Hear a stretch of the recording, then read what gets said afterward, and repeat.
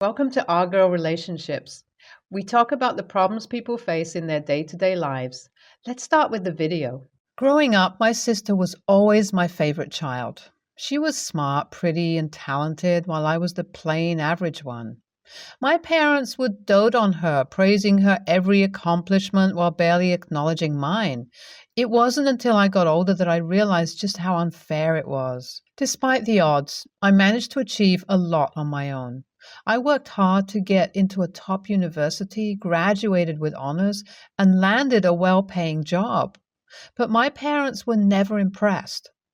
They always had some excuse to downplay my achievements, while my sister continued to be praised and given special treatment.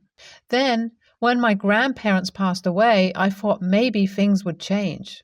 They left a sizable inheritance, and I was sure my parents would finally see my worth and split it equally between my sister and me. But I was wrong.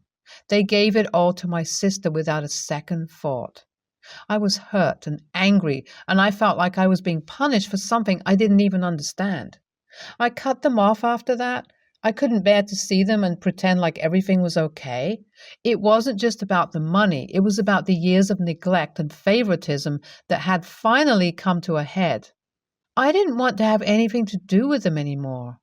I met my husband a few years later, and we got married in a small ceremony with only our closest friends and family. I didn't invite my parents or my sister because I knew they wouldn't care much either way, and I only wanted people who were genuinely supportive and loving around me on my special day. A few years later, I became pregnant with twins, a boy and a girl. My husband and I were thrilled, and we couldn't wait to start our family. We went through the pregnancy together, but I had a difficult time. I was constantly tired, nauseous, and had trouble sleeping. But my husband was there for me every step of the way. He was my rock, my support system, and I couldn't have gone through it without him. When our twins were born, it was the happiest day of my life. Holding my children for the first time was an indescribable feeling. They were so tiny and fragile, yet so perfect in every way. My husband and I were over the moon, and we were excited to start this new chapter in our lives. As our children grew, we made sure to surround them with love, support, and positivity. We wanted them to know that they were loved and that they could always count on us. My parents and sister were not a part of our lives, but we were okay with that. We had each other, and that was all that mattered. It was a typical Saturday afternoon when I heard a knock on the door. There they were, my parents, standing on my doorstep with a smile on their faces like they hadn't been gone for 7 years. They said they just wanted to see their grandchildren, my twins. I felt a mix of emotions, anger, betrayal, confusion, and disbelief. It had been 7 long years since we last spoke, and now they had the audacity to show up unannounced and ask to see my children. I could see the desperation in their eyes as they tried to come up with excuses for why they had been absent from my life for so long. They told me about how they had missed me and how much they wanted to see my family. They talked about how they didn't want to miss out on their only grandchildren. Despite their pleas, I knew that I couldn't let them see my kids. I couldn't allow them to come in and out of our lives whenever it was convenient for them. I couldn't let them have access to my children after they had neglected and hurt me for so many years. So I asked them straight out why they wanted to see my children after all this time. They hesitated for a moment, but then my father finally spoke up. "Your sister, she told us that she's decided to be child-free forever," he said, his voice low. I couldn't believe what I was hearing. All these years, my parents had chosen to give everything to my sister, and now, suddenly, she didn't want children. It was a slap in their face. I knew that my sister wasn't lying. I knew that my parents were only here because they wanted access to my children now that my sister wasn't going to give them any. They had always favored her over me, and now they were trying to use my kids as a way to make up for their past mistakes. At that moment, I found the strength to stand up to them. I told them that they couldn't see my children, that they had lost that right when they chose to cut me out of their lives. I told them that they couldn't expect to come back now that my sister had made a decision that didn't suit them. They tried to argue with me, to plead with me, but I didn't waver. I was done with their games, their lies, and their manipulations. I had built a life for myself and my family without them. I wasn't going to let them tear it down. As I shut the door in their faces, I felt a sense of relief wash over me. I had stood up for myself and my children, and I had shown my parents that they couldn't just come back into my life whenever they felt like it. When my husband came back home, I sat down with him and we talked about what had just happened before his arrival. He was just as shocked as I was. We went over everything that my parents had said and what I had said in response. We talked about how we didn't want our children to have any relationship with my parents or my sister. We didn't want them to have any negative influence on their lives. My husband reassured me that I had made the right decision by not allowing my parents to see our kids. He said that he supported me completely and that we would continue to stand by each other's decisions. We also talked about how we would handle any future interactions with my parents. We decided that we would continue to keep our distance and focus on our own family. As the days passed, I kept thinking about what had happened. I felt angry, hurt, and betrayed. It was clear to me that my parents had only come to see my children because my sister had told them she was going to be child-free. They hadn't reached out to me in years, yet they had the audacity to show up at my doorstep and demand to see my kids. It was unbelievable. As much as I tried to rationalize their behavior, I couldn't understand how they could be so selfish and cruel. I had always been there for them, even when they ignored me and favored my sister, and now they expected me to forget all of that and let them into my life as if nothing had happened? It was insulting, and it made me even more determined to keep them away from my family. Update 1. My parents didn't stop at showing up uninvited on my doorstep. A few weeks later, my husband received a call from my mother. She was crying and pleading with him to let her see her grandchildren. She went on and on about how much she missed them and how they deserved to know their grandparents. My husband stayed calm and polite but firm. He told her that they couldn't come over and that he and I made our decision, but my mother kept pushing and trying to emotionally blackmail him. She said things like, "We don't have much time left. Please don't keep us away from them." And "Your wife is being cruel. Don't you care about your parents?" And then they resorted to bribing him. They offered to buy us a new car or pay for our kids' education if we let them see their grandkids. My husband refused their offers and hung up on them. I was so angry when he told me about the conversation. How could they try to bribe us to see our children? It felt like they didn't care about the harm they had caused and were only interested in getting their way. I was shocked and angered when my husband told me about my parents' attempt to emotionally manipulate him into seeing our children. It was clear that they were desperate to see them and were willing to resort to any means necessary. It felt like a betrayal, not just of me, but of my family as a whole. I couldn't understand how they could be so selfish and manipulative. It was as if they didn't even care about the fact that they had completely cut me out of their lives and left me with nothing, but only wanted access to my children. It made me feel like I was just a tool to be used and discarded when it was convenient for them. I was especially hurt by their attempt to bribe my husband. It was as if they didn't care about the fact that he was my partner and that we were in this together. They were trying to drive a wedge between us and use our children as leverage. It was disgusting and made me feel sick to my stomach. I was determined not to let them get their way. I knew that letting them see our children would only validate their behavior and make them think that they could get away with anything. I was not going to be manipulated by them anymore. They had made their choice years ago, and they had to live with the consequences of it. My husband and I talked about it extensively, and we both agreed that we had to stand our ground. We would not let my parents or anyone else manipulate us or our children. We would stick to our decision. We were a family, and we would protect each other no matter what. NTA, I completely support your decision. Your parents have shown time and time again that they don't value you or your accomplishments, and it's not fair for them to try and suddenly come back into your life just because they want to see your kids. You have every right to protect your family and your peace of mind. YTA, I think you should at least hear them out. They are your family after all, and it's not healthy to hold grudges forever. Maybe they do have a valid reason for what they did. Plus, your kids might benefit from having more people who care about them. NTA, honestly, your parents and sisters sound like terrible people.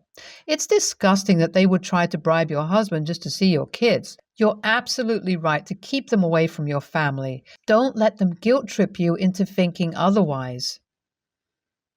Next story. I, 28, female, like many women, have learned due to the pandemic that I don't have to dress up to society's ridiculous beauty standards. Before, I used to dress to the nines and made sure I always wore heavy makeup, James Charles, Nikki tutorials level of makeup, and make sure my skin was as unblemished and smooth as a baby's skin, and we're not even going to get started on my hair situation. Well, my husband, 30 male, is annoyed by this. He said he liked my old look and he's embarrassed to go out with me now that I've decided to be a lazy slob. I told him I still dress up when we go on dinner dates.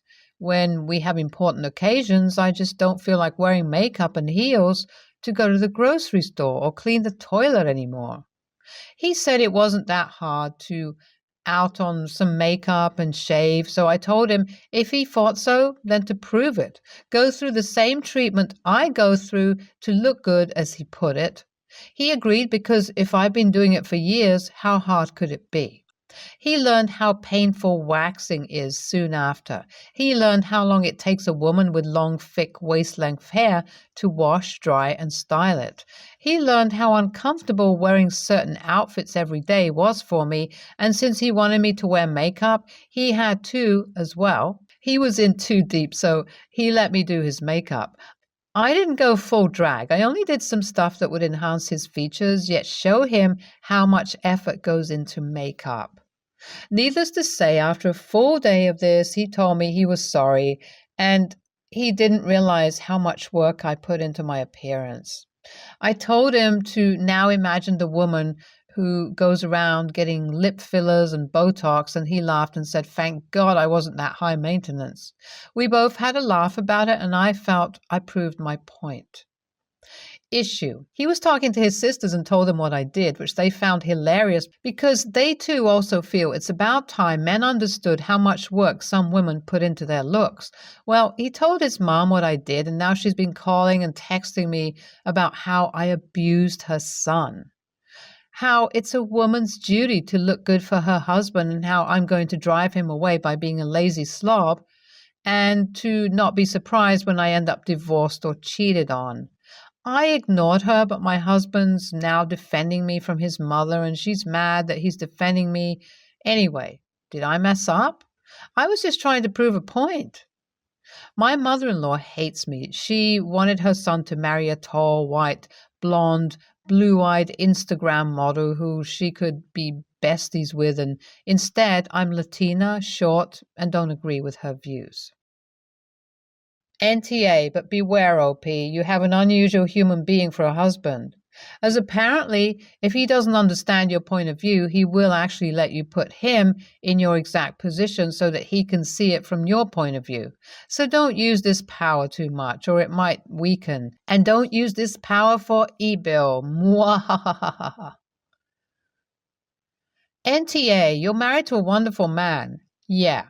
First, he had toxic views of women, but he changed relatively quick, and now he's defending you against the person that gave him this view. I've read enough stories of this idea where women give men the same treatment of waxing, makeup, etc., but the men get super angry saying the woman humiliated them and went crying to their moms, but you have men who recognize when he's in the wrong. Next story. X and I, both 30s, have 2 children together. Our son is 11 and our daughter is 8. X is married to Jenna and is a stepfather to her 4 children between the ages of 5 and 11. X's second marriage has created quite the complicated dynamic between us and for our kids. He finds it impossible to make time for the kids to have their extracurriculars when his stepkids have theirs in different places. So he attempted to force the kids to quit the stuff they like and take other stuff. I stepped in and offered to drive them, but he turned me down. So the kids do not attend their extracurriculars on Dad's time, which upsets them, but I have tried to make it work, and my ex said no. They really hate that he prioritizes his stepkids, keeping theirs, and they dislike the idea that they should do stuff they have no interest in just to do something and make life easier. X has told me they have expressed this to him, and I need to help them see they're being selfish. I told him that was untrue. His argument is they are not close to their step-siblings because of resentment.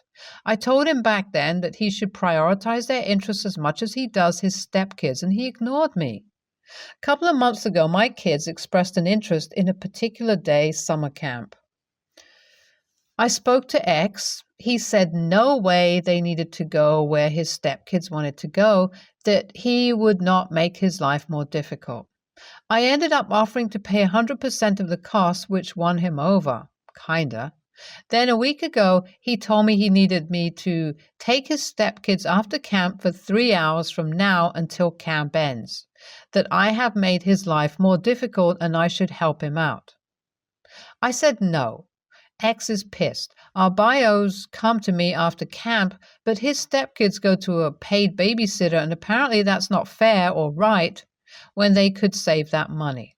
I told him I already took the cost of camp for our kids because he wanted to make them do one they didn't want to do, because it made his life easier. I told him I was not taking his stepkids on top of that. He told me I'm getting in the way of the kids all bonding as siblings and I'm making the divide more clear. I think he's being ridiculous and I disagree wholeheartedly with him, saying I'm getting in the way of the kids' relationship. He still thinks I'm an a-hole for not taking them, using they're just kids and they're our kids' family and they'll want them over. My kids don't want more time with their step-siblings. That I know without any doubt. But AITA for not letting his stepkids come to my house after camp? Major NTA, you are going out of your way to make sure your kids get to participate in activities, extracurriculars they actually like instead of getting steamrolled in favor of your ex deems easier for him. If he wants to cry about how the kids aren't his fan and how it's hard balancing multiple kids, extracurriculars, you can remind him that it was his choice to remarry and take on responsibility for more kids. You will continue to do what's best for your kids and that he should take a hard look at what it means to do right by his kids as well. You are not the unwilling co-parent to your ex's new family. He can go fish. You clearly need to do what is best for your own kids. They have enough time with these step-siblings, it seems, and your ex sounds like he's treating yours, his bio kids, with less respect than the new kids. I expect there's a shed load of toxic and manipulative behavior going on here. He is using emotional blackmail of what the kids need, to make you do what he wants. Obvious, since this line of argument just so happens to be what he needs to help him out. What an he is. Clearly, you did well making him an ex. Don't let him inveigle his way into controlling your life more than he can through being a co-parent to your shared bio kids. You got to lay down the boundaries hard and firm so he knows not to cross them. NTA, your ex is focusing on keeping peace within his blended family. He's trying to co-opt you to help him to do this. That isn't and shouldn't be your priority. Your focus and attention should be on your kids. That's not to say you shouldn't encourage good relations between the kids. But he's asking you to go too far. It's the equivalent of holding back a more talented student so others don't feel inferior. The children are different. Your ex may want to treat his stepkids and his bio kid all the same, but that's simply his decision. You have the right to support your own children's rights and needs. If that means they have opportunities not available to the other kids or different interests, so be it.